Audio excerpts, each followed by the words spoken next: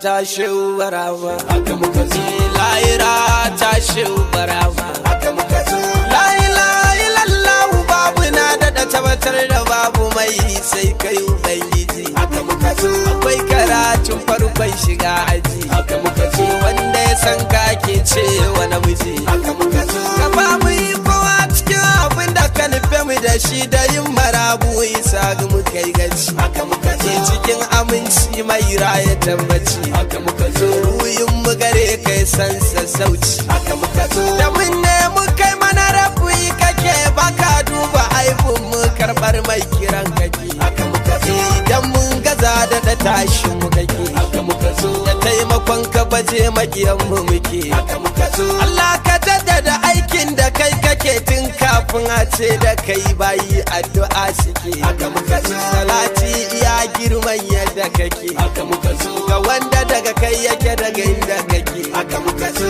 asa ali da safansa cikin alƙawarin kawaidil adil fardi da hamdu haka muka zo wanda wuya ba ta sa su si gudu haka muka zo ya da wuya a yakin gudu haka muka zo wadatuwar ruina da kiya kai ta sarifin ta tun azala zara mulma haka muka zo durkusa kuma gaishe da Fatima haka muka zo idan ta ce ayi mana anya an gama haka muka zo mazafin lamariya shayawar ka hakkaken ta take a cikin shehu kayya haka muka zo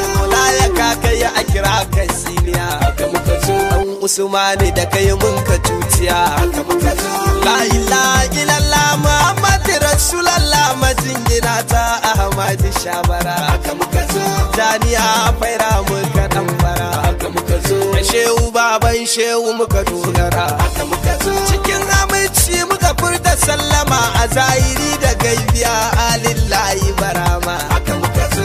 masoya daga sashin al'umma haka muka zo a yau fa kallo ya karkata a sama haka muka zo da kata an ce ga masu la ilaha illallah karkaja lissafi da mu ake haka muka zo ko ina ka tasirin mu yake haka muka zo cikin hukuncin Allah da shi yake haka muka zo cikin ma ka fita mazan da kirgiyar daura martabar